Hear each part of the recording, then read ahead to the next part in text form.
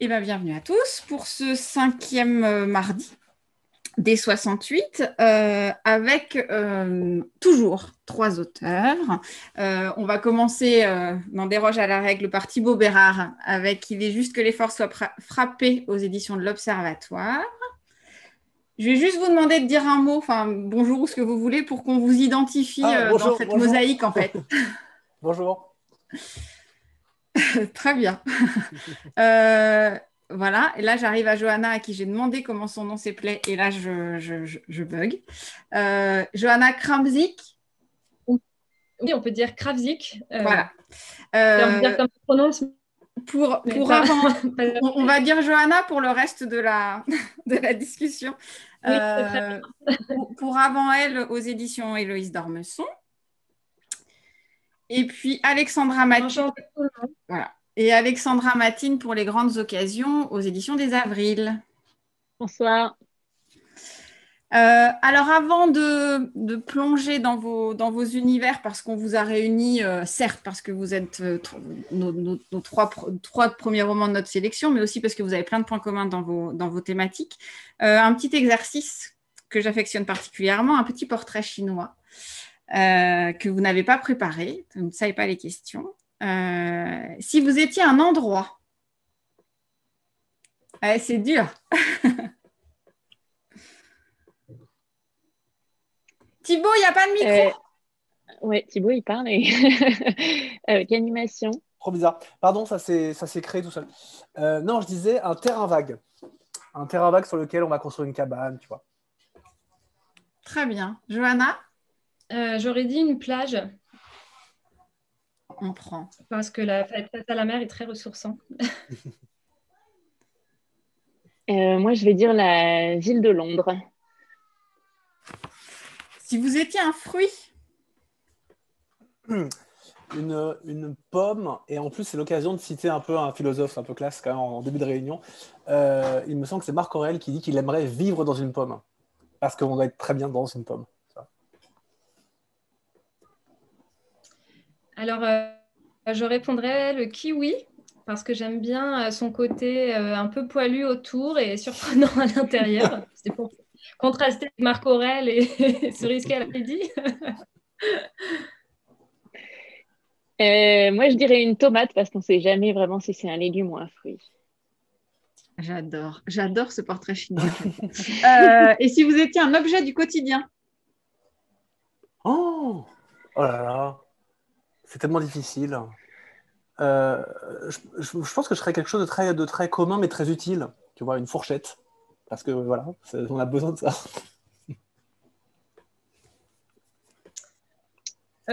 Spontanément, j'aurais dit une clé. Une clé passe-partout, on ne sait pas. Tu m'as piqué ma réponse. J'allais dire des clés aussi. J'allais même dire mes clés. Et voilà, que je perds tout le temps. Donc comme ça, au moins, ce serait 2 en 1. très bien, on a un trousseau. Maintenant, trois mots cette fois, plus un seul. S'il fallait qualifier votre roman en trois mots. Alors pour Thibaut, je fais la parenthèse tout de suite. Il y a effectivement son deuxième roman, et là il y a des jalouses, je le sais, qui sort bientôt, mais là on va faire comme si on était au premier roman. Oui, il n'est pas sorti encore de toute façon. Non, c'est ça. Voilà. Je parle en premier ou pas? Parce que je me dis que c'est peut-être très. Ah, c'est ça, j'ai le droit. Enfin, je veux dire, c'est comme ça qu'on Oui, fait. non, non, Non, parce que je me dis, de toute façon, c'est hyper c'est grossier. la Tu sais. règle. Je Voilà. précise on a fait une règle avant de passage et Thibaut a été désigné premier. Oui, Voilà, c'est pas du tout. les trois mots, pour le coup, moi, les trois mots, ils sont vraiment comment dire, liés au récit. C'est la vie, la mort et l'amour. Bon, évidemment, quand tu as dit ça, tu as pris beaucoup de champ. Hein. Je dirais je vois, VOX et filiation. Et moi, je dirais violence, douceur et famille. Très bien. Je crois que vous avez compris pourquoi vous êtes là tous les trois. Il y a une unité dans vos trois romans, évidemment. Ça part de la famille et de l'amour dans tous ses états, avec une forte, une belle exploration des sentiments dans vos trois romans. Et puis aussi, je crois, et Alexandra l'a dit, une écriture de la douleur ou de la violence, de la douleur en tout cas. Avant de rentrer sur ça, pour savoir comment on écrit justement sur la douleur, sur la famille, sur la vie ordinaire, une question, elle est super dure, hein, mais qu'est-ce qu'on cherche en écrivant sur ces questions-là? C'est quoi la quête peut-être ultime quand on écrit sur ces thématiques-là? Moi, j'ai rien cherché. Moi, le sujet est venu me chercher, en fait. C'est quelque chose que le roman que j'ai écrit est inspiré d'une histoire vécue. Et j'ai vraiment, pendant très très longtemps, pensé que j'écrirais rien là-dessus, et d'ailleurs que j'écrirais pas. Et en fait, c'est venu me chercher. Donc, s'il y a une quête, c'est le sujet qui a une quête, et cette quête, c'est moi, quoi. C'est bizarre.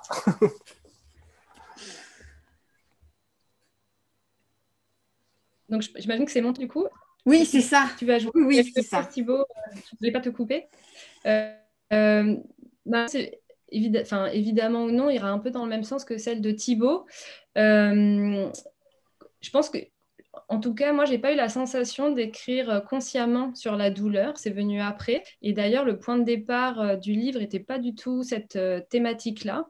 Et c'est en faisant des recherches que progressivement, finalement, ça s'est tissé au fil de l'écriture, au fil des avancées. Et après, dans un aller-retour où ça s'est construit, ça s'est fait en 2 temps. Alors peut-être il faut que je conclue ma phrase ou que je te dise, Alexandre.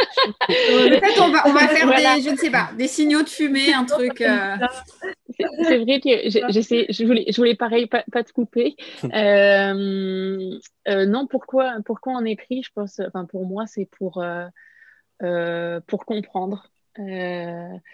Pour comprendre des, des choses qui nous ont sans doute échappé, qu'on a ressenti, que j'avais ressenti. Et, et, euh, et oui, qui m'échappait. Donc, c'est ça pour moi la quête de l'écriture. Et dans vos quêtes qui n'en sont pas forcément une, on a l'impression que ça s'est effectivement imposé à tous les trois. Comment, parce qu'effectivement, on est dans le couple, dans la famille. Alors, Johanna, avec une dimension historique aussi dans le récit. Comment on écrit, en fait, sur la vie ordinaire? J'aime pas trop ce mot, mais j'en ai pas trouvé d'autres parce que c'est un peu réducteur. Mais comment on fait entrer le romanesque et comment on crée une histoire en partant de la famille, du couple et de la vie quotidienne, peut-être plus qu'ordinaire. J'aime bien le mot ordinaire. J'aime bien le mot ordinaire parce qu'il ricoche avec le mot extraordinaire qu'on emploie très souvent. Et en fait, on l'emploie sans y réfléchir parce que ce mot-là, pour moi, c'est l'essence même de la fiction, en fait. Il y a un socle, un terreau, qui est ordinaire. Et la fiction, c'est de l'extraordinaire. On sort du terreau quelque chose qui est encore plus beau, quoi, qui est une fleur. Et donc, pour moi, la réponse à cette question, c'est justement ce pas de côté qui consiste à se transformer des personnes en personnages, une histoire de vie en une intrigue de roman. Enfin, toutes ces choses-là qui font qu'on bascule dans la fiction via la matière du réel, quoi. Et en fait, je trouve que le couple, la famille, toutes ces choses ordinaires offrent énormément de possibilités d'histoire. C'est un réservoir d'histoire, en fait. Voilà. Pour moi, ça passe vraiment par en fait, la recherche des petits détails, des anecdotes qui donnaient un peu à l'histoire, au personnage. Et je crois que ce qui me fascine, moi, c'est d'essayer de vraiment pénétrer chaque personnage, de creuser leurs dilemmes, leurs failles, et que finalement, il n'y a rien de plus ordinaire, en fait, dans cette tentative, en tout cas, de les toucher du doigt le plus près possible. Enfin, en tout cas, moi, mon obsession est celle-ci dans la quête d'ordinaire. Alexandra. Bien, bravo, on s'adapte.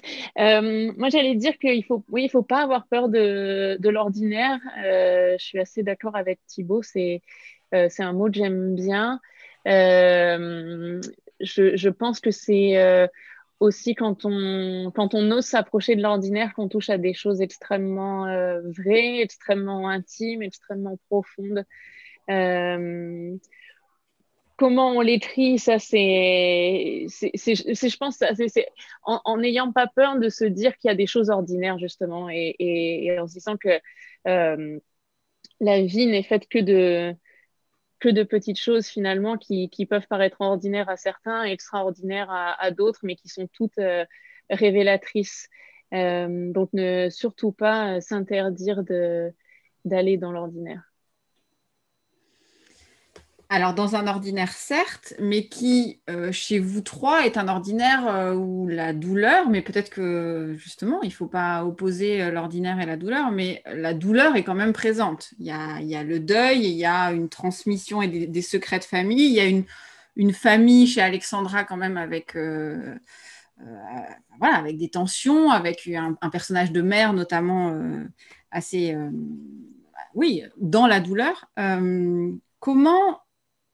Comment on écrit sur la douleur? Comment on écrit la violence de la douleur tout en ayant, parce que tous les trois, même avec des thématiques fortes, vous offrez des livres lumineux, c'est-à-dire qu'on n'a pas l'impression de lire quelque chose de très pesant, ils sont très forts, mais vous arrivez à aller vers du souffle et de la lumière. Est-ce que c'est un travail sur l'écriture? Est-ce que ça vous est venu de manière naturelle?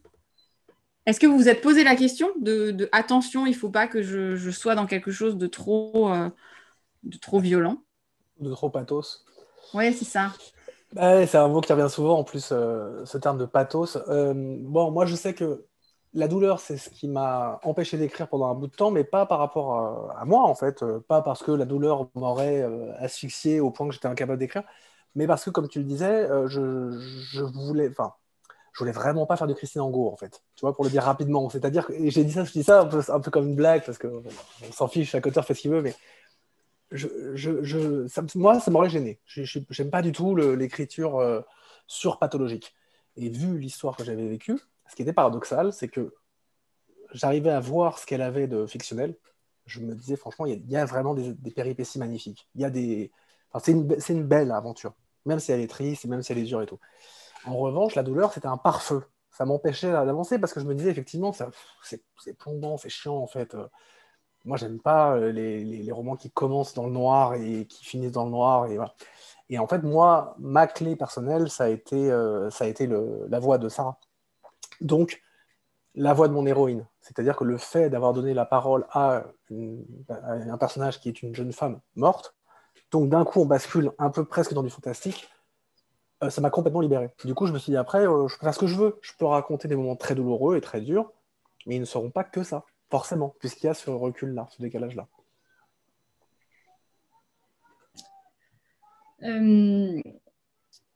En fait, plus que l'écriture de la violence, enfin oui c'est ça, je voulais commencer par là, dire que je suis très contente que vous ayez trouvé de la lumière dans mon roman, parce que c'était quand même pas gagné. Mais consciemment, ce qui m'a intéressé, moi, c'est plus d'essayer d'écrire une tragédie, plus que de me concentrer sur la violence. Dans la tragédie, il y a de la violence et il y a de la lumière. Et c'était un peu cette recherche-là à travers les personnages et l'histoire qui est racontée, d'être à la fois dans l'alliance et à la fois, effectivement, dans la violence qui surgit. Décidément, Johanna me vole toutes mes réponses. Non, pareil, ça m'étonne toujours quand en effet, j'entends que d'autres trouvent mon roman lumineux, ou en tout cas, ils voient de la lumière. Quand je l'écrivais, j'avais pas nécessairement l'impression... évidemment, le sujet est pesant, hein, n'est pas joyeux, mais j'avais pas nécessairement l'impression d'écrire quelque chose qui serait douloureux à lire. Ça l'était à écrire, je savais pas comment ça allait être reçu. Je crois que c'est un peu plus tard que je me suis rendu compte qu'en effet, c'était pas forcément facile à accéder, mais pour le coup, je pense que pour moi, en tant qu'autrice, mais c'est l'endroit, la douleur, c'est l'endroit duquel j'écris. C'est pas très joyeux comme réponse non plus, hein, mais c'est ça aussi, comme je disais tout à l'heure, moi j'écris pour comprendre, Et donc, je pense que ce qu'on comprend peut-être le moins dans sa vie, c'est pourquoi on souffre et ce qui nous fait souffrir. Donc voilà, c'est cette exploration-là. Pour moi, une fois de plus, c'est une quête.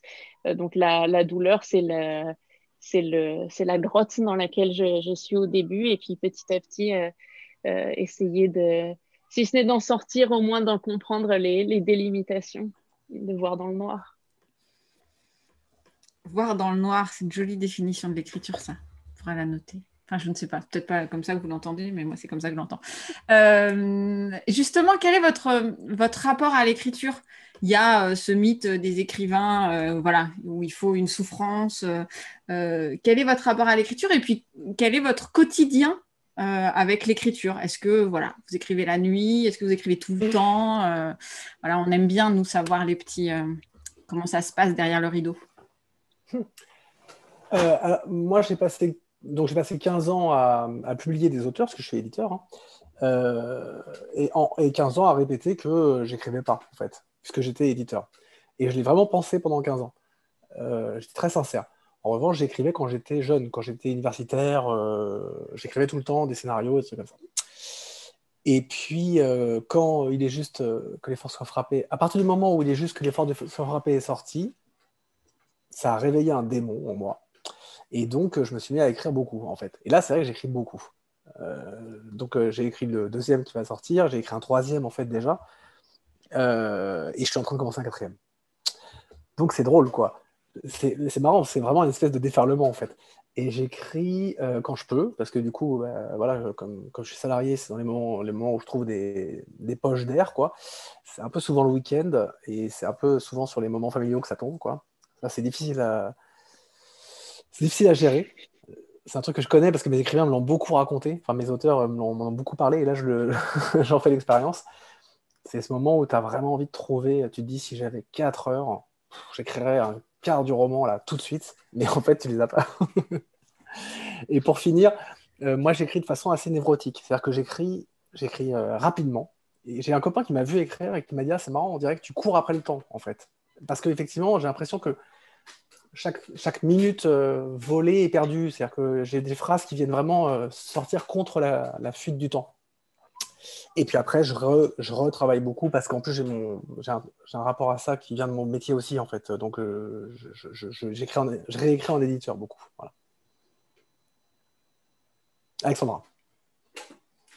Johanna. Ah, pardon, mais non, je suis trompé dans l'ordre. Oui, pardon, je me suis trompé dans l'ordre. Il n'y a pas de souci. Mais d'ailleurs, Alexandra, si tu veux. Mais non, vas-y, vas-y. Non, mais je suis impressionnée par ton rythme de production, Thibaut. C'est super. À côté, je pense que je suis un escargot, vraiment. Mais mon rapport à l'écriture, il est plutôt,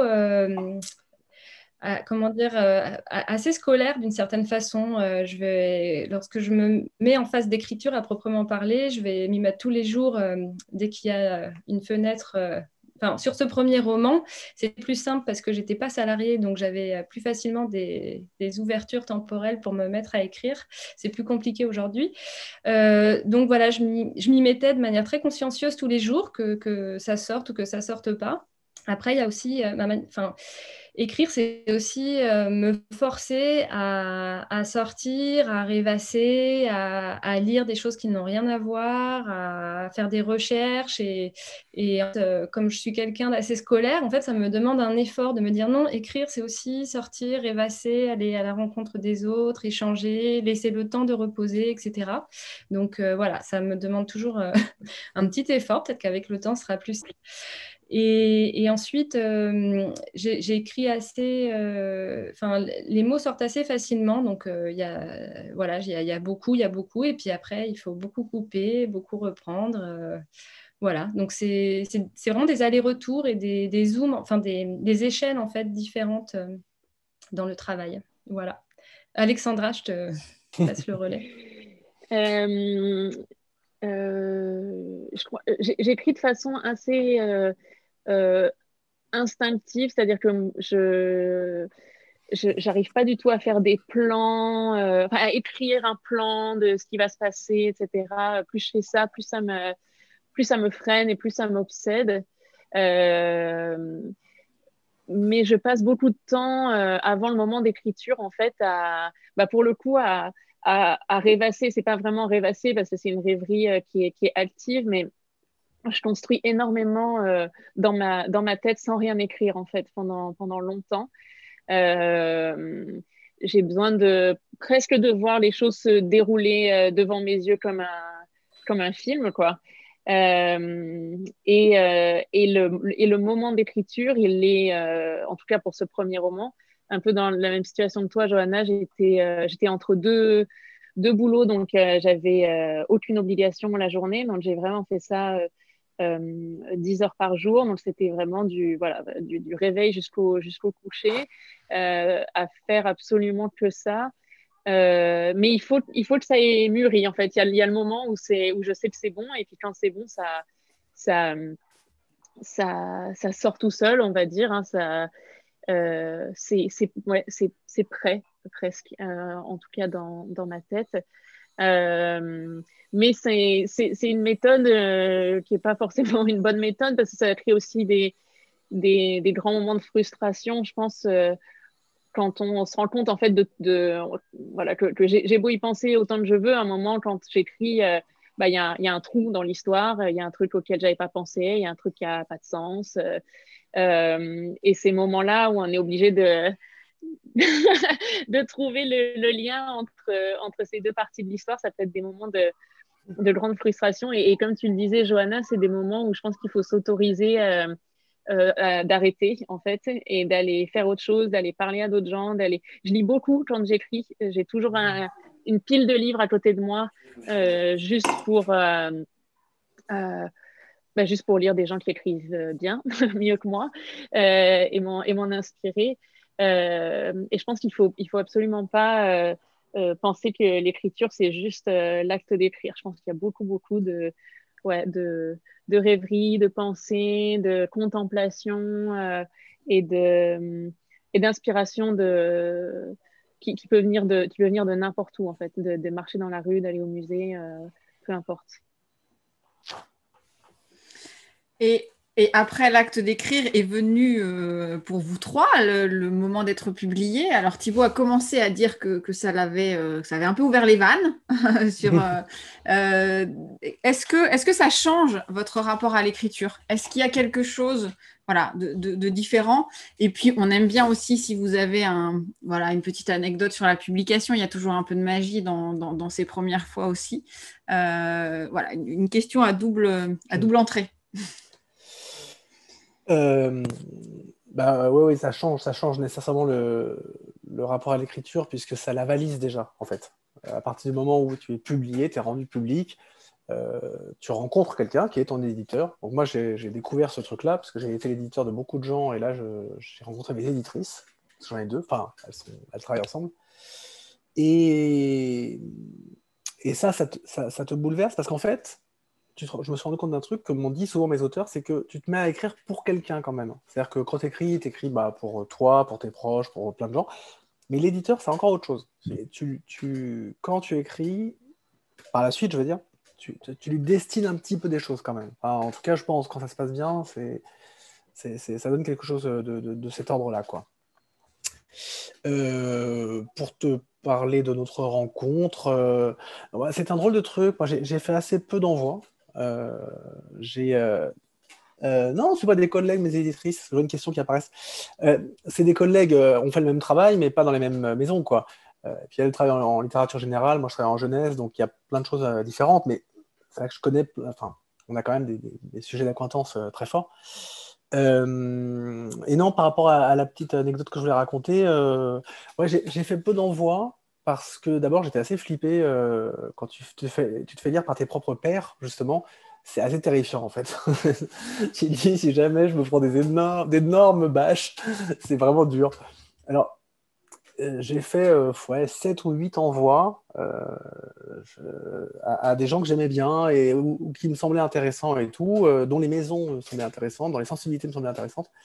Et Dana et Elise emporté le morceau sur d'autres réponses positives que j'ai eues, en fait, par la force de leur enthousiasme. Elles m'ont envoyé un mail à tomber par terre, en fait. Un mail que j'ai relu des centaines de fois derrière, enfin des dizaines de fois. Et c'est ça qui a fait la différence. Et en fait, je me suis dit qu'il fallait que je m'inspire encore de leur technique. C'est-à-dire que moi-même, avec mes auteurs, je donne de l'amour tout le temps, j'aime mes auteurs, je les adore, je veux leur montrer que je les aime. Mais la façon dont elles me l'ont témoigné, je me suis dit, oh là là, il y a un truc à prendre là quand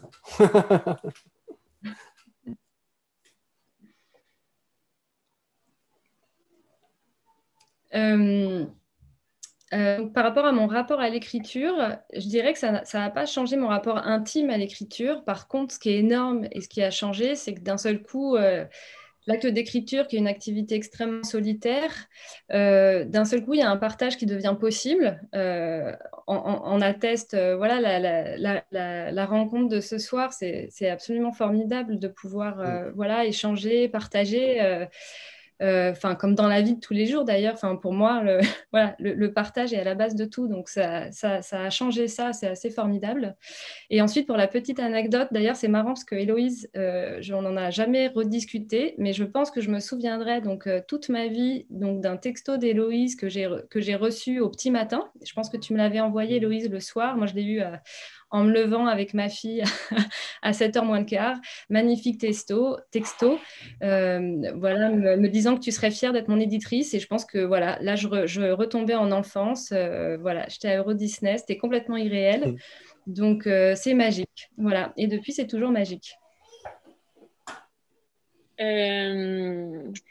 Oui, évidemment, je suis d'accord avec vous deux. Ça donne une légitimité d'être publié. C'est enfin un moment, je pense, où on se dit peut-être que ça peut être vraiment mon métier. Quelque chose qui était peut-être potentiellement juste un hobby ou un rêve. Voilà, ça devient beaucoup plus concret. Euh, Ça change pas, je pense, la façon dont dont je pense à mes textes futurs. En revanche, euh, ce que ça change et en super positif, c'est de savoir que ces textes qui seront le premier roman, je sais pas comment c'était pour vous, mais moi je l'ai fait lire à mes proches, ma famille, mes parents, des potes en qui j'avais confiance, etc. Et après je l'ai envoyé à des maisons d'édition, alors que le deuxième et peut-être les suivants aussi, s'il y en a, je sais qu'ils seront lus d'abord par mes éditrices et ça, je trouve que ça change énormément. Non pas que je l'écrive avec elles en tête, mais beaucoup plus sur l'idée que ça va devenir très vite une collaboration artistique en fait, et que très vite, dès que le texte sera écrit, je vais pouvoir avoir des retours de professionnels, j'allais dire. Mais ça, c'est hyper différent, en fait, que c'est très vite en dehors de l'intime, j'imagine, pour la suite, quoi. Et en termes d'anecdotes, j'ai un peu, évidemment, l'anecdote du premier mail que j'ai reçu de Lola, parce que je lui ai envoyé mon texte et je crois qu'elle m'a répondu le lendemain soir par mail. Et, euh, et je me souviens aussi, moi j'avais une grande peur sur mon texte, c'était qu'il ne soit pas compris. Allez savoir ce que ça veut dire, mais c'était ça ma peur. Et j'ai reçu le mail de Lola, on s'est parlé au téléphone peut-être 48 heures après ou même pas. Et je me souviens qu'à l'époque, j'étais au travail et j'ai booké une salle de réunion pour prendre ce coup de fil que j'ai enregistré dans son intégralité parce que je n'y croyais pas. Et je croyais vraiment pas que c'était en train d'arriver. Donc, je l'ai enregistré et je l'ai jamais réécouté. Je sais pas, je suis pas totalement sûre de où il est, mais sur le moment, ça avait l'air d'être la chose à faire pour fixer le moment. C'est drôle parce que tu écris pour comprendre et tu avais peur de ne pas être comprise. Oui. oui, c'est vrai. Je vais vous demander un exercice pas facile parce qu'en plus, il y a vos éditrices dans la salle, mais on va faire comme si elles n'étaient pas là. Et je vais revenir à mes questions où il faut répondre qu'avec 2 mots. Justement pour qualifier, parce que la manière dont vous en parlez tous les trois est magnifique. S'il fallait retenir que 2 mots pour qualifier la relation que vous avez avec vos éditrices, parce que vous avez toutes des éditrices. Ouais. En fait. Bah, tu sais que dans le monde de l'édition, il y a énormément de femmes. Au poste décisionnaire patronaux, un peu moins. Mais en revanche, les mains dans le cambouis, c'est beaucoup, beaucoup des femmes, en fait. Bref, tout ça pour dire que les 2 mots pour désigner ma relation avec mes éditrices, c'est ça? Ouais. Bon, il faut vraiment beaucoup, je pense que c'est un mot qui va être prononcé par tout le monde, de confiance, parce qu'on donne énormément de nous, en fait, et on a besoin d'être protégé, encadré, accueilli. Donc ça, c'est très, très important. Et en fait, j'ajouterais un mot qui n'a rien à voir avec tout ça, justement, qui est beaucoup moins solennel, qui est de l'humour. Parce qu'en fait, c'est très important, en fait. On a besoin de s'amuser autour du texte et d'échanger, de déconner, voilà, de se lâcher. Donc l'humour, ça permet ça, en fait. La confiance, c'est le côté un peu plus solennel, et l'humour, c'est plus léger.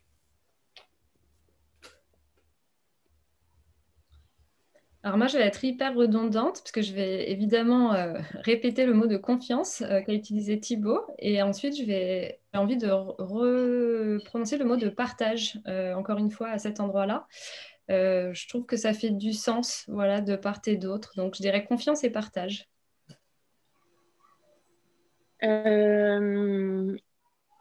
Je vote pour confiance aussi, mais du coup, je vais dire autre chose et je vais dire douceur parce que c'est ce que j'ai ressenti et je pense que en tant que primo-romancière, pénétrer dans le monde de l'édition, ça peut faire peur et je savais absolument pas à quoi m'attendre.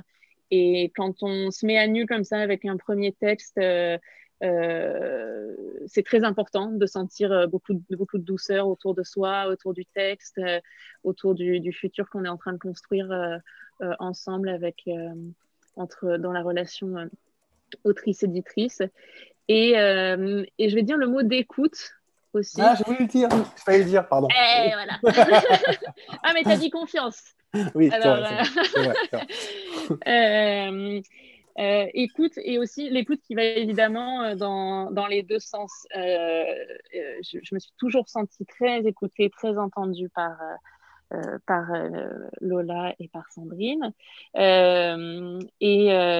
Et c'était très important aussi pour moi de savoir les écouter et de la même façon que la confiance, hein, mais c'est évidemment quelque chose qui va dans les 2 sens. Donc ça, c'est 2 qualités que j'ai trouvées en elle. Très bien. Voilà, c'est très émouvant ce que vous dites. Une question peut-être pas facile.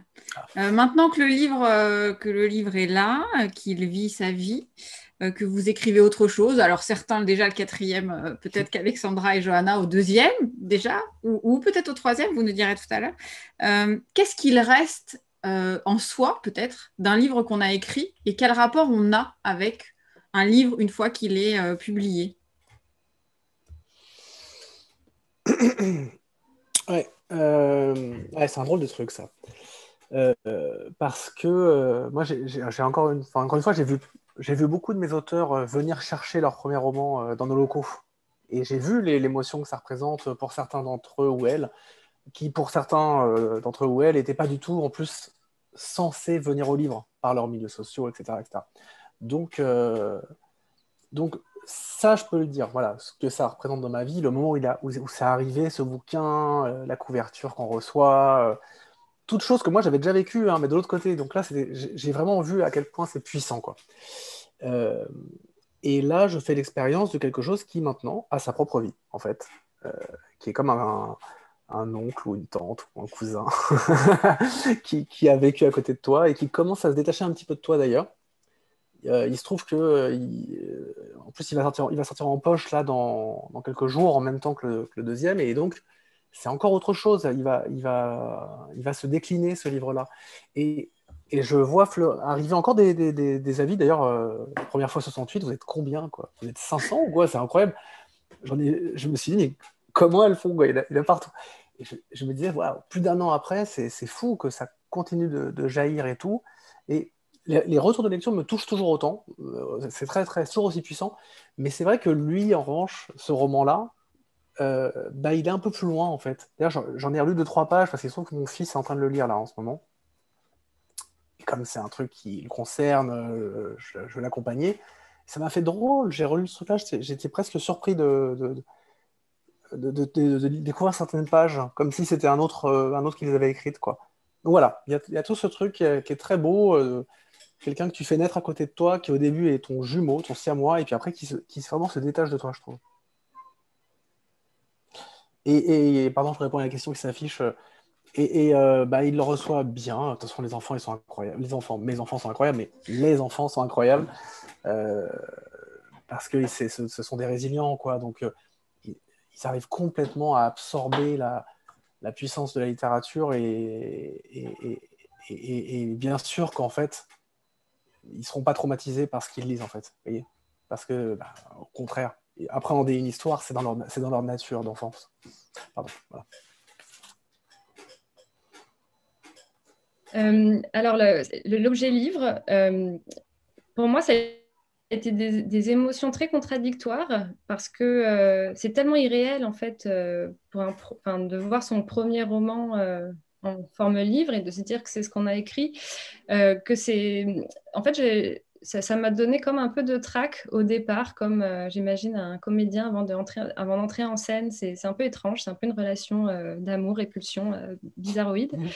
Et puis voilà, ensuite ça se normalise. Et ensuite, dans mon esprit, je crois que se dissocie en fait, voilà, le livre qui fait sa vie de son côté, et c'est vraiment très chouette. Et à la fois les personnages qui en fait continuent de vivre dans mon esprit comme s'ils étaient sortis du livre. Et voilà, c'est étonnant en fait comme dualité. Il y a le livre et puis il y a les personnages qui malgré tout sont toujours là dans la même pièce que moi. Et voilà, c'est un peu étrange. Donc vivement que d'autres viennent jouer aussi dans ma tête, histoire qu'on soit un peu plus nombreux. Et puis ce sera pas mal. Voilà. Alexandra, je te passe le relais comme à chaque fois. Merci, merci. Je suis d'accord avec tout ce que vous dites. Je pense qu'il y a, euh, il y a une... C'est très difficile en fait comme question, je trouve, parce qu'il y a énormément de sentiments qui se mélangent tout au long du processus. Déjà, c'est un processus assez long, hein, entre le moment où le livre est accepté, puis le moment où il sort, et puis le mot, etc. Et surtout, en tout cas, surtout pour les avrils, puisqu'on n'a pas eu trop de chance avec le Covid. Donc, ça a été un processus hyper long. Et du coup, je pense il y a toujours il y a beaucoup de fierté, évidemment, puisque pour moi, c'était vraiment un rêve d'enfant qui se réalisait. Il y a beaucoup de peur aussi de soumettre le livre à la lecture de gens qu'on ne connaît pas, en fait, hein, et de s'ouvrir comme ça et de se dire ces gens vont connaître mon histoire et après se poser la question est-ce que j'ai vraiment choisi de leur raconter ou pas. C'était des questions que je ne m'étais pas posées avant d'écrire. Et puis une fois que ça devient très concret, beaucoup d'angoisse autour de ça, en fait, autour de se révéler aux autres. Et puis, je pense que c'est le cas pour Johanna et pour Thibaut aussi, mais et je ne sais pas du tout quelles sont vos vies, mais en tout cas, c'est des livres qui, je pense, je sais pas vous, mais moi, je pense que la première question que tout le monde me pose, c'est est-ce que c'est vrai?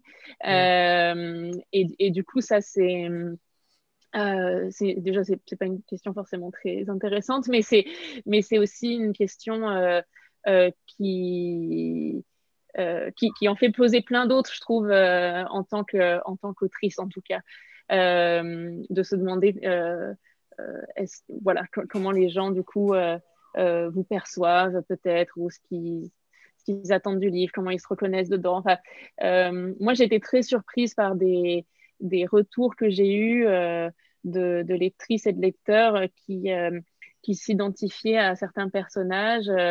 Ça, c'est quelque chose qui m'a pareil. Et c'est toujours cette ambivalence des sentiments. À la fois, c'est extrêmement touchant et en même temps, il y a aussi ce côté, l'impression voilà, que les gens livrent leur intimité alors qu'une fois de plus, on ne se connaît pas. Donc, je crois que c'est surtout ça pour moi, quand le livre devient réalité, ça crée un lien entre l'autrice et la lectrice ou le lecteur en face, que très bêtement, j'avais moi pas forcément envisagé et qui est parfois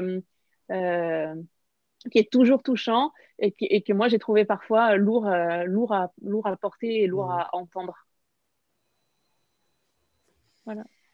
Ma question suivante était qu'est-ce qu'il y a de vrai dans vos romans? Pas du tout. Pas du tout, pas du tout, pas du tout, pas du tout. Bravo, bien joué. Non, je vais plutôt rebondir sur le rapport justement auteur-lecteur et on va le faire à l'envers. Voilà, la seule question que je vous avais donnée avant ce rendez-vous, c'était de nous proposer un livre, alors votre livre de chevet, votre livre de coup de cœur. Mais avant ça, j'ai envie de vous poser une question. Voilà,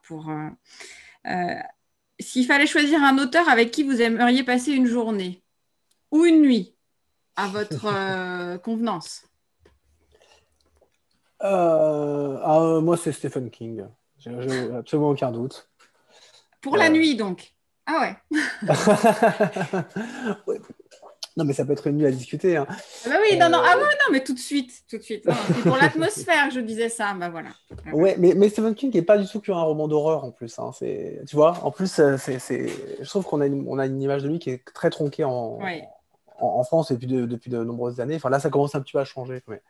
Mais bon, moi, c'est sûr qu'à chaque fois que je le lis, je me dis, mais c'est fou, j'ai l'impression de retrouver un ami, quoi. Je le connais par cœur. Et les petits pièges qu'il tend, je parle pas des pièges d'intrigue, hein, je parle des petites choses nouvelles qu'il va introduire dans ses narrations et tout. Je le vois venir, je le connais, je dis, je vois ce que tu fais. Et ça, il me touche énormément, en fait. C'est vraiment quelqu'un que j'aime, en fait. Voilà.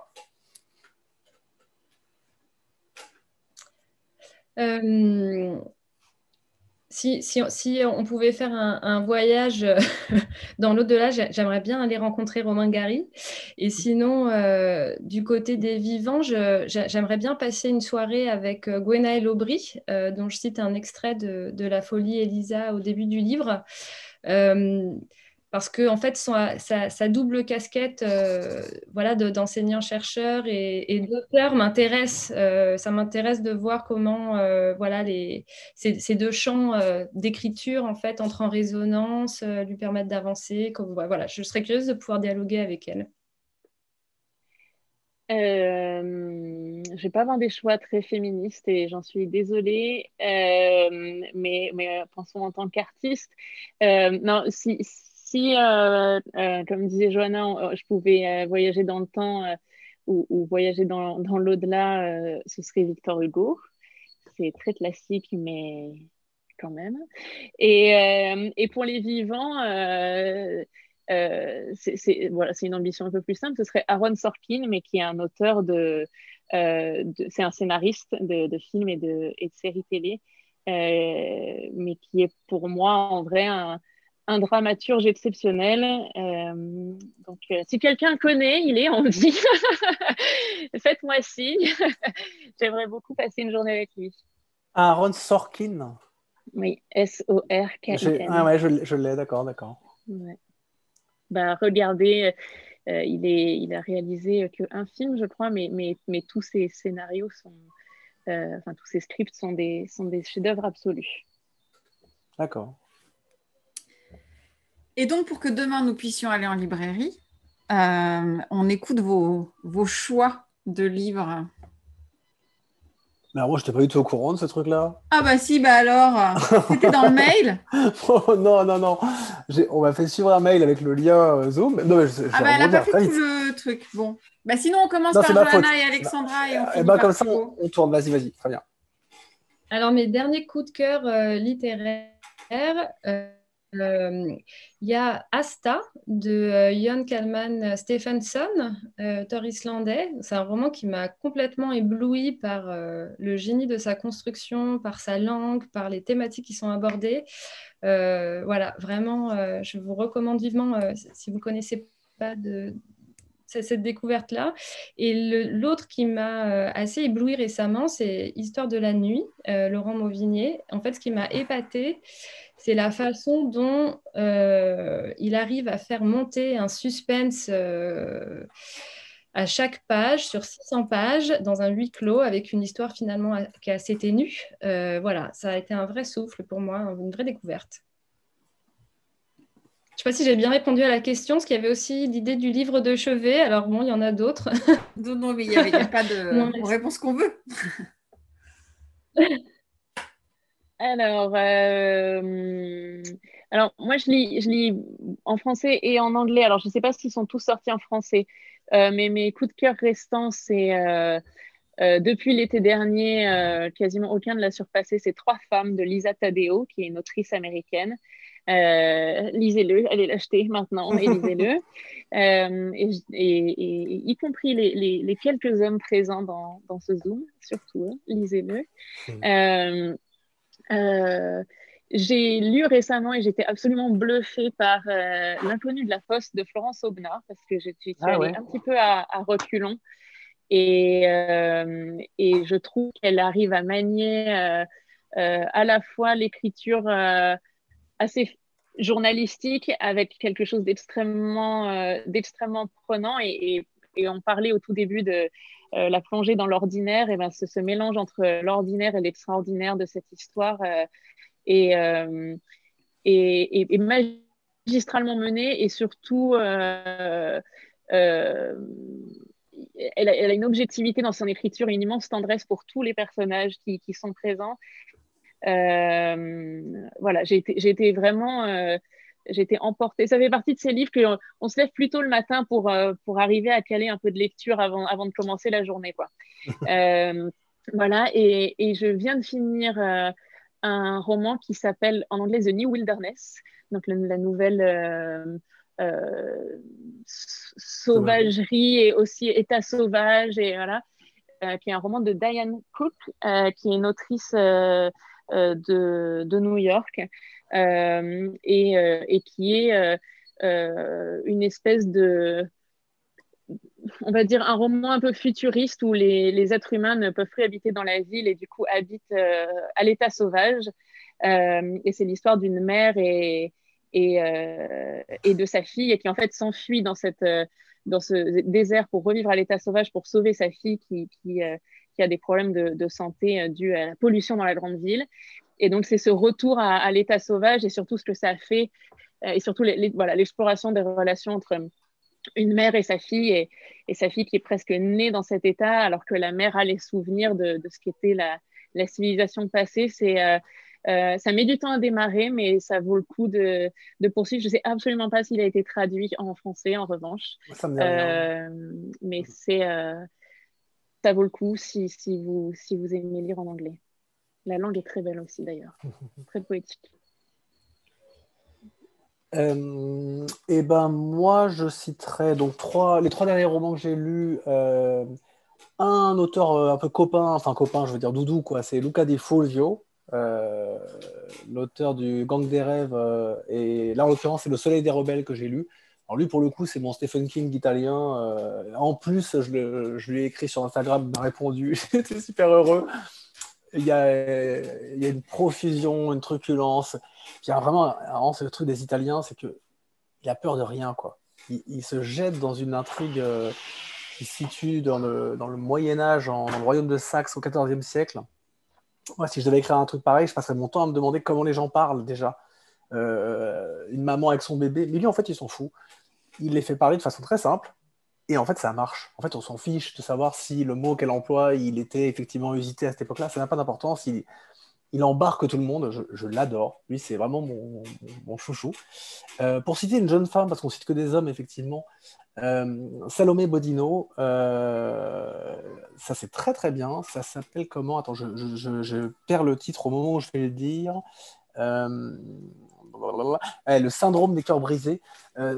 C'est un roman très Boris Vianesque sur une société dans laquelle une application sort qui permet de prédire la durée d'une relation de couple, en fait, à coup sûr. La timeline, ça s'appelle. Donc ça évoque aussi la carte du temps de Marcel Aimé, plein de choses très fantaisistes comme ça. Le ton est pile poil, c'est fabuleux, c'est très malicieux, c'est piquant et ouais, ça parle vraiment de notre époque, c'est bien quoi.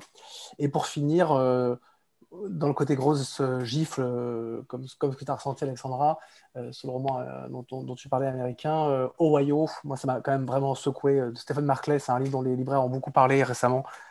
C'est vrai que c'est assez hallucinant quand même, enfin, de virtuosité, de maîtrise et de simplicité. C'est ça que j'aime bien, c'est que Ohio, c'est incroyable. Le type, il tient un récit choral et il arrive à entrer dans la peau de personnages très différents, mais en même temps, il est assez simple dans son rapport à ses personnages. Il les aime et il veut bien les camper. Et donc, il nous donne des choses à voir qui sont assez simples, en fait. Voilà.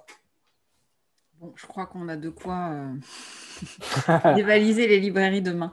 Je vois l'heure qui tourne. Je suis très, très en retard, évidemment. Nicole, je te laisse poser les questions. J'en ai vu plein apparaître, mais elles ont disparu, moi. Oui, oui, il y a pas mal de questions. Il y en a une notamment qui tourne autour de l'état après l'écriture de ce premier roman. En fait, est-ce que c'est pas une pression de devoir continuer? Est-ce que c'est une pression? Est-ce que c'est une évidence? Et question corollaire, est-ce que dans ce cas, vous aimeriez ne pouvoir faire que ça? Du coup, ouais, Vas-y. pardon, ouais. Ça me fait bizarre ce truc de. L'état dans lequel on se trouve. Alors moi, j'avais rien anticipé, très franchement, et je suis très naïf moi. Et donc, j'ai adoré l'état dans lequel je me suis trouvé à la réception des critiques et tout. Mais j'avais pas du tout mesuré l'impact que ça aurait sur moi. En fait, ça en a eu un fort, réellement fort. Ne serait-ce que parce que j'ai réveillé une histoire que j'ai vécue et qui est traumatique, en fait. Et je croyais pas trop à ce genre de choses, mais en fait, si, quand tu fouilles dans des choses que tu as vécues et que tu les fais ressortir et que tu les poses par écrit, et ben après, tu les prends un peu en pleine tête quand même. Et c'est bien, hein, ça te fait avancer. Mais voilà, ce que je veux dire, c'est que c'est pas anodin, en fait. Alors que je pensais que ça l'était un peu. Quand les écrivains, de temps en temps, me disaient oui, j'ai un peu vécu dans ma chair mon histoire et tout, j'avais tendance un peu à penser que c'était du bidon. Et en fait, non, c'est pas du bidon. Enfin, ça peut t'atteindre réellement, quoi. Donc, c'est bien, mais c'est un tribut que tu payes un peu en quelque sorte dans tout ce que tu vis de génial de l'écriture. Il faut savoir aussi que voilà, ça te brûle un peu, quoi. Voilà. Et quant à la question de savoir si ouais, j'aimerais ne faire que ça et tout, je sais pas, je suis très partagé là-dessus parce que j'adore mon travail, j'adore m'occuper de mes auteurs, j'ai plein de choses à faire avec eux encore. Euh, En revanche, c'est vrai que ce serait mentir que de ne pas dire que, évidemment que c'est un rêve, évidemment qu'on a tous et toutes envie de faire que ça, quoi. De se dire, tiens, je vais me lever, et je vais réfléchir à des histoires, je vais les soigner, peaufiner, accélérer, enfin, je vais vraiment travailler que à ça. D'un certain point de vue, c'est un rêve, c'est sûr. Après, je ne sais pas si c'est souhaitable, et pour avoir côtoyé beaucoup d'auteurs différents, je constate aussi que ceux qui ont en tout cas un à côté, dont ils peuvent réduire d'ailleurs l'importance sur leur existence, souvent ils sont plus heureux quand même. Parce que il y a cette solitude aussi à laquelle tu peux être confronté. Il y a ce que tu disais, Johanna, au tout début de la rencontre, qui est qu'on a besoin quand même de se nourrir de ce qui nous entoure, quoi, qui est important. Donc si tu ne fais qu'écrire, ça peut être compliqué. Ouais, je suis d'accord avec toi, mais du coup, tout le dilemme se situe dans ce fameux équilibre entre l'à côté et l'acte voilà, de pouvoir se dédier à l'écriture à proprement parler. Et voilà, à moins de très très peu dormir, ce qui n'est pas mon cas, c'est quand même compliqué avec un emploi à plein temps de réussir à trouver des moments où écrire. Alors on en trouve toujours, mais c'est vrai que c'est quand même assez idéal. Moi, je rêverais de pouvoir faire que ça, de pouvoir voilà, me plonger dans des textes, d'écrire toute la journée, tout évidemment en continuant d'aller à la rencontre des autres et de vivre des expériences. Ensuite, je crois qu'il y avait une partie de la question sur la suite, sur le deuxième roman, est-ce que ça met une pression ou pas? Donc, moi, la pression, elle est plus de justement réussir à trouver du temps pour faire, pour avancer. Autrement, c'est un état assez savoureux parce que en écrivant, j'ai l'impression d'être à la bonne place, ce qui m'est pas arrivé vraiment avant. Donc c'est assez soulageant en fait de se trouver à cet endroit et de pouvoir écrire. Donc voilà, il faut que j'arrive à retourner à l'équilibre. En l'occurrence, aujourd'hui, c'est un peu mon défi. Alexandre, je te passe la parole. Totalement d'accord avec ce que tu dis sur se sentir à sa place. Je pense que ça, c'est quelque chose qui donne beaucoup d'énergie pour penser au texte suivant. Moi, je trouve que ça met de la pression d'en avoir fait un. Parce que en tout cas pour moi, le premier, il a aussi très longtemps été dans un tiroir avant même que je l'envoie. Et au départ, je l'ai fait uniquement pour moi, même sans espoir ou objectif ou ambition d'être publié. Donc, c'est vrai que c'est hyper différent de se dire que bah, là, il y a quelqu'un qui l'attend, hein, ne serait-ce que Lola, mais peut-être d'autres gens, et que forcément, il sera comparé au premier. Ça, c'est un truc qui déjà me donne un peu de l'anxiété et que je trouve hyper injuste, de la même façon que hein, quand j'ai écrit le premier, je trouvais ça hyper injuste de le soumettre à des notions de vente, de prix, de choses comme ça. Ça me faisait du mal personnellement. Et voilà, j'espère que je ne ressentirai pas cette comparaison trop forte pour le deuxième, mais c'est vrai que y a à la fois quelque chose de réconfortant à se dire que quelqu'un l'attend, et comme je l'ai dit tout à l'heure, de savoir que c'est Lola qui va le lire, Lola et Sandrine qui vont le lire en premier, tout ça c'est ultra doux, et en même temps bah, oui, là il y a une responsabilité, il faut y aller. Donc voilà, donc à la question, est-ce que j'aimerais ne pouvoir faire que ça, évidemment. Et c'est ce que j'essaye de faire de plus en plus d'ailleurs, de toute façon. Ok, je vais regrouper plusieurs questions. Puisqu'en fait, il y a des petites questions qui s'adressent aux uns et aux autres pour des précisions sur les contenus, notamment savoir si pour Johanna, il y avait une raison particulière de s'intéresser à l'Argentine. Pour Alexandra, même question pour l'Iran. Et puis pour tout le monde, peut-être, hein, on ne sait pas, puisqu'en fait, pour Thibaut, c'est sûr, on sait qu'il y a une inspiration au niveau des proches. Pour Johanna et Alexandra, on ne le sait pas, puisqu'on ne vous a pas posé la question qu'est-ce qui est vrai. Mais bon, est-ce que ça pose qu'est-ce que ça implique de s'inspirer éventuellement de ses proches, plus ou moins ouvertement, pendant et après l'écriture?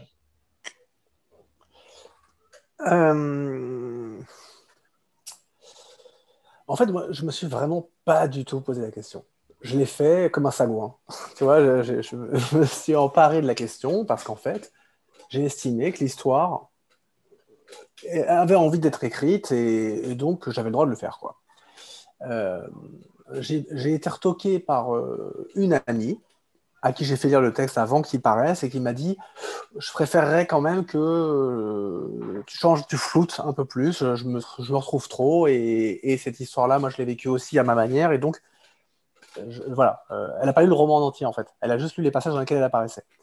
Et c'est la seule qui m'a dit je voudrais que tu me floutes, quoi. Donc je l'ai changé. J'ai changé la couleur de ses yeux, de ses cheveux, j'en ai fait un autre, j'ai donné un autre statut, quoi. C'est le seul truc, quoi. Pour le reste, voilà, personne ne m'a fait de remarques et je m'en suis emparé, quoi. Mais c'est vrai que c'est une question fondamentale, en fait. Et de toute façon, c'est une question que tu assumes le fait de t'être inspiré de ton histoire ou pas, c'est une question importante. Moi, je me suis toujours dit, quand je lisais des romans de mes auteurs, et qu'il y avait un portrait de mère, par exemple, de maman ou de papa, particulièrement dégueulasse, je me disais, mais comment sa mère va le prendre, quoi? Il va se faire... c'est horrible, quoi. Et ça, c'est quand même de l'écriture. Enfin, je veux dire, ça fait partie de quelque chose, justement, qu'Alexandra a dit à un moment sur l'engagement, sur ce qu'on met de nous, le courage que ça peut représenter. C'est un peu aussi ça. Moi, dans l'histoire que j'ai racontée, il y a des choses sur lesquelles j'aurais pu mentir, en fait. Enfin, j'ai menti sur beaucoup de choses. Mais je veux dire, il y a des choses que j'aurais pu déguiser, réarranger.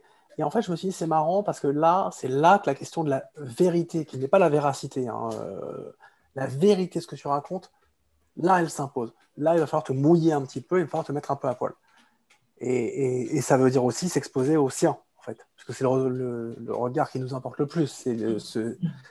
C'est ceux des nôtres, quoi. Les autres, on s'en fout. Enfin, on s'en fout pas, mais c'est moins douloureux, quoi. Donc cette question, elle est vraiment fondamentale, en fait. Je lisais la remarque d'Olivier, vous avez 3 heures, c'est ça, on pourrait débattre longtemps sur Ah ouais, fiction c'est et sûr. vérité, réalité réelle.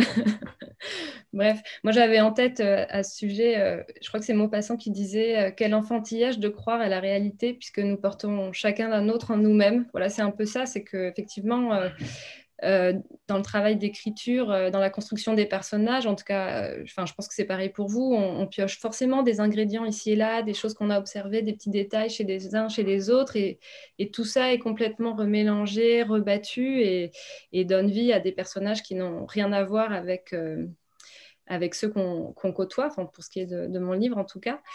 Et c'est ensuite la difficulté de réussir à essayer de construire un point de vue voilà, sur une certaine réalité. Bref. Pour la question posée sur l'Argentine, j'ai pas de lien direct immédiat avec l'Argentine. J'ai plutôt un lien avec l'histoire de la violence parce que mes grands-parents ont survécu à la Shoah, donc ce sont des questions autour de la violence, de ce qui la rend possible, ce qui la perpétue, qui m'obsède depuis plusieurs années. Et dans le cadre de mes études, j'ai plongé corps et âme dans l'histoire de l'Argentine. Je ne vais pas entrer trop dans les détails parce que j'ai toujours peur de révéler des éléments du livre, mais bref, j'ai été fascinée par tout ce qui a été mis en place en termes de torture, d'internement, de camps. Et voilà, ça s'est imposé à moi en fait. Je ne me suis pas posé beaucoup la question, donc j'ai plongé dedans avec le souci de poser des questions plus universelles autour de la violence, de ses conditions, de l'humain, de l'inhumain, bref, voilà, etc.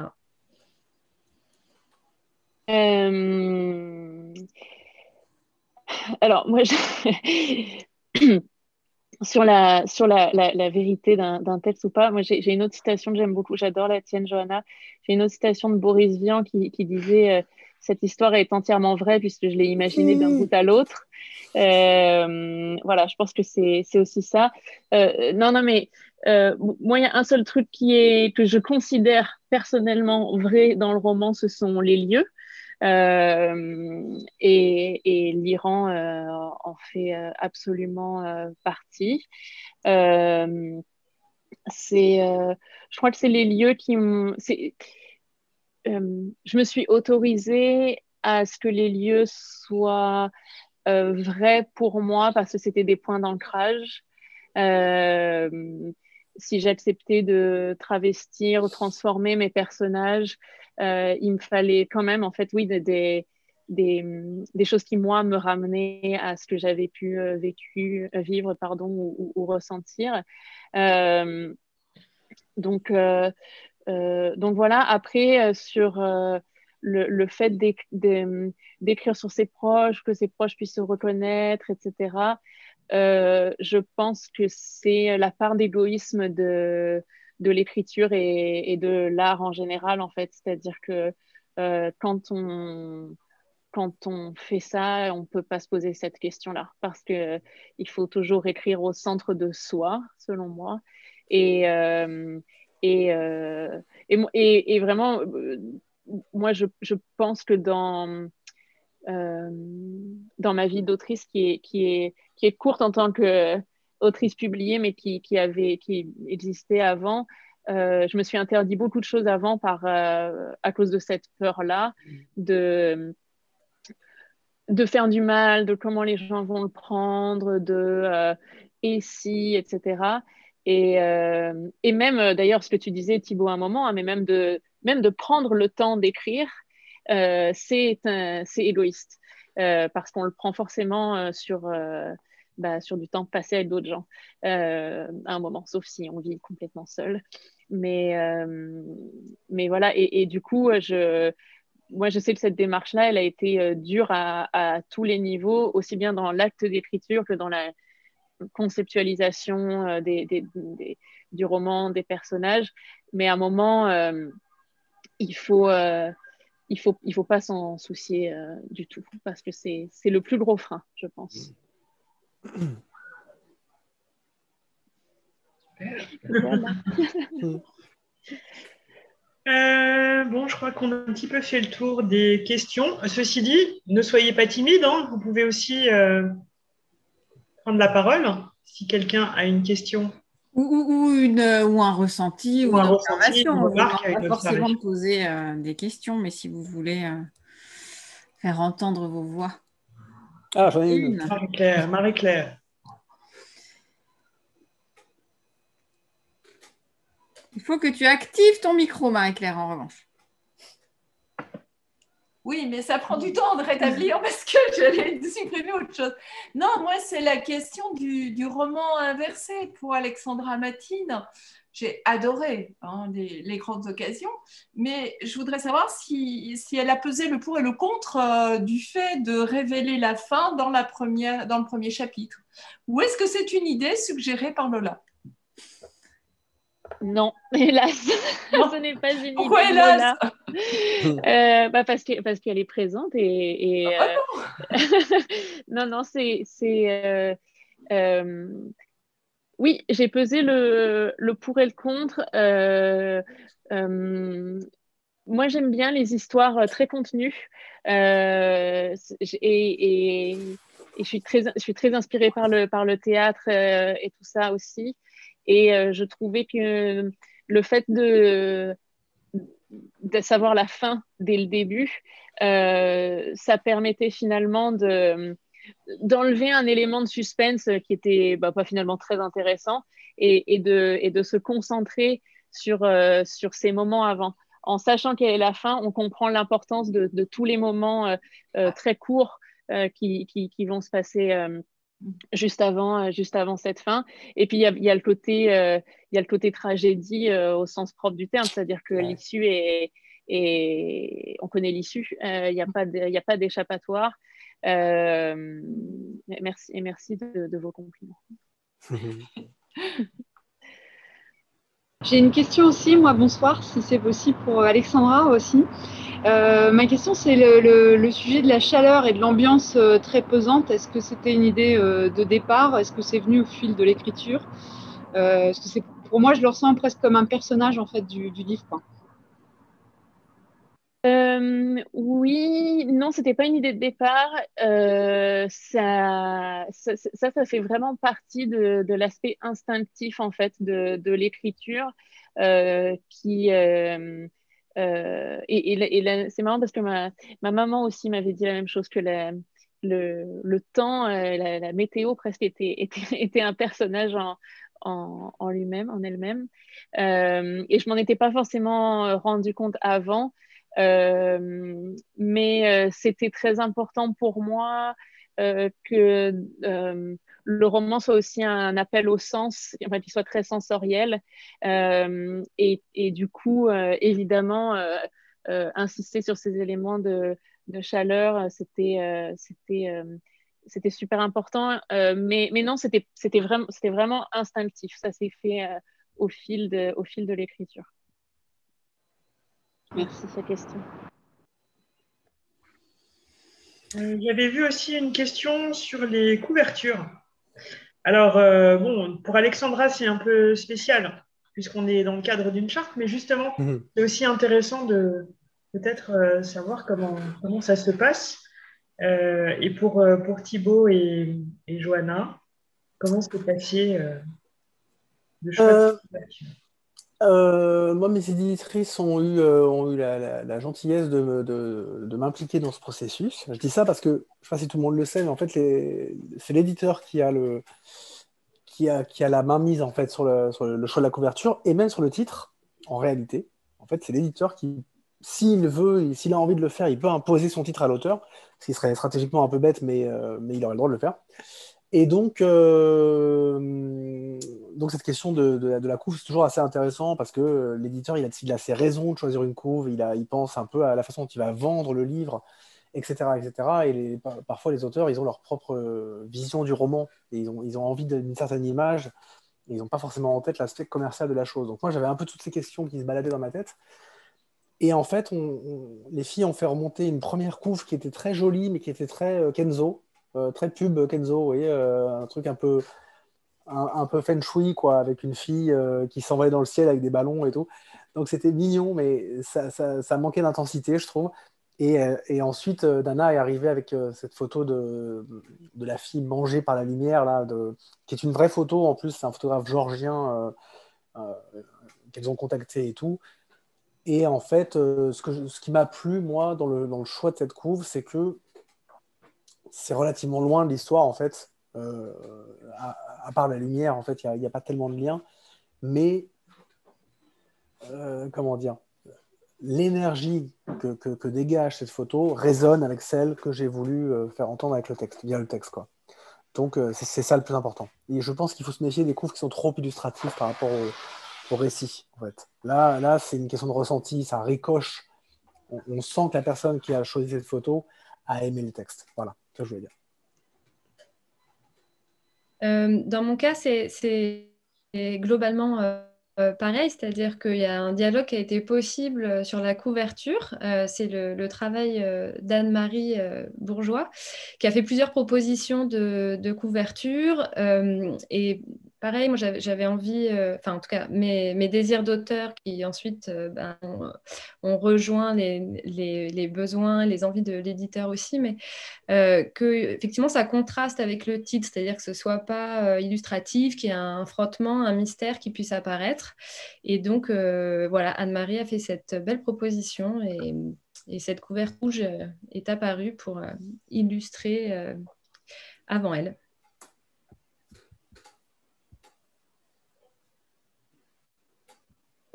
Est-ce que vous voulez que je réponde aussi? Parce que moi, c'est pas du tout les mêmes enjeux. Mais moi, j'ai fait Alors confiance aux effectivement, avrils. c'est un peu particulier, mais peut-être, je ne sais pas si Lola ou... Pour être peut-être nous dire si elle avait pu choisir une couverture, ce qu'elle aurait mis comme couverture. Alors Un parasol? moi, j'ai vraiment décidé enfin, avec Sandrine, on a vraiment décidé de faire une couve typo pour ne plus avoir ces questions à se poser. Donc, je ne vais pas répondre à Voilà. cette question. C'est ça. Et après, non, nous, c'est vrai que notre parti pris, c'était de s'inscrire dans une certaine tradition littéraire avec une couverture blanche, mais revisitée à la sauce 2021 et la sauce Les Avrils soit assez pop avec des couleurs qui tranchent, qui se voient, etc. Donc voilà, c'est sûr que nous, c'est vraiment le titre et l'auteur qui a toute sa place sur la couverture et voilà, il n'y a pas cette place pour l'illustration ou pour une interprétation autre. Donc c'est un autre pari. Après, on a le choix des couleurs, mais ça, c'est moins décisif peut-être qu'une photo vraiment très marquante qui va entraîner le livre dans un sens ou dans un autre. Après, je ne sais pas, toi, Alexandra, parce qu'il faut savoir que quand Alexandra a décidé de publier son roman aux avrils, nous n'existions pas. Donc, c'était quand même un sacré pari pour elle. Et en fait, elle ne savait pas à quoi ressemblaient nos livres. Et je pense que pour un auteur, signer avec un éditeur sans savoir à quoi va ressembler le livre, je pense que c'est tellement important et on a tellement envie de se fondre dans cette aventure et voilà que c'est un sacré pari. Donc quand on a sorti des couvertures typo, je ne sais pas toi Alexandra comment tu l'as vécu, est-ce que c'était un soulagement voilà. Oui, non, mais Je pense que ça aurait été extrêmement difficile de trouver la photo d'illustration qui aurait convenu. Et pour vous répondre, Olivier, j'ai vraiment aucune idée. En fait, je me suis absolument pas posé cette question à aucun moment. Je suis même assez soulagée, en fait, comme Lola. Je suis assez soulagée de ne pas avoir nécessairement eu à me la poser finalement. Le parasol, c'était une bonne idée, hein. Oui, c'est Non, vrai. Mais il est représenté d'une certaine façon.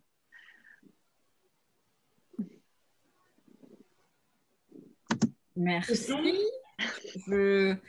C'est juste qu'on est en train de manger l'heure. Alors moi, j'ai tout mon temps, hein, mais on m'avait dit de ne pas trop déborder. Ce qui est très frustrant parce que j'avais plein de questions encore. J'avais vu plein de choses. Je devais vous citer Annie Ernaux, Oscar Wilde, tout ça, et j'ai cité personne. On recommencera parce que sur la véracité, la vérité, tout ça, il y a quelque chose à creuser. Mais vous n'en êtes pas quitte quand même parce qu'il y a une dernière question. Qui est la question, voilà, quand on a affaire à moi, on a toujours cette question à laquelle il faut répondre. Et il faut répondre en un seul mot, sinon c'est pas drôle. À la question, écrire, c'est quoi? Qu'est-ce que c'est que cette question? Ah, on a perdu Thibaut. Écrire, c'est quoi? Ah non, alors là, franchement, non. Parce que je pourrais citer Baudelaire, tu vois, vivre, c'est bander. Ça me sort complètement comme ça. J'ai absolument aucun rapport. Je pète les plombs en fin de rencontre. Non, blague à part, allez. Écrire, pour moi, c'est dévorer. Voilà. C'est une forme de dévoration. J'ingurgite ce qui m'entoure, je m'en nourris. C'est un acte très joyeux, très vorace. Voilà, c'est ça. Pour moi, c'est voyager. Et ça revêt des formes multiples. C'est voyager avec les personnages, c'est voyager dans la langue, c'est voyager dans des lieux distincts, c'est voyager dans d'autres livres. Bref, c'est voyager. Et moi, je dirais que écrire, c'est tout. Ça, c'est une belle conclusion. C'est ça. Et je continuerai à poser cette question-là. Cette question est un petit peu limite, hein, en fin de rencontre quand même. Ouais. Mais ceci dit, on n'a jamais eu une réponse pareille. Et pourtant, là, ça commence à faire un petit nombre de fois que je la pose. Et voilà, je trouve qu'elle dit quand même plein de choses, cette question-là. Et ben, il me reste juste à vous remercier. Un grand merci à tous les trois d'avoir pris du temps pour venir avec nous. C'était passionnant, vraiment, sincèrement, de vous entendre. C'était très touchant, très profond. C'était très chouette. On recommencera en vrai quand on pourra, en vrai, parce que normalement, les 68, c'est une grande soirée à la SGDL avec un verre de vin, avec des gens et, voilà, et des petites discussions d'un lecteur avec un auteur sans ses écrans. Donc, on le fera en vrai dès qu'on peut, avec vous, évidemment. Merci beaucoup et puis à tous les participants voilà, d'être fidèles au rendez-vous. Lola, Sandrine, Héloïse, merci d'être venus. C'est chouette aussi d'avoir les éditeurs, éditrices dans ce genre de rencontre. Ça nous fait chaud au cœur. Donc, merci beaucoup et puis à bientôt. Ouais, merci beaucoup, Charlotte. Merci. Super question aussi. Ouais, c'était top. Ouais, vraiment. Bonne soirée, merci à vous.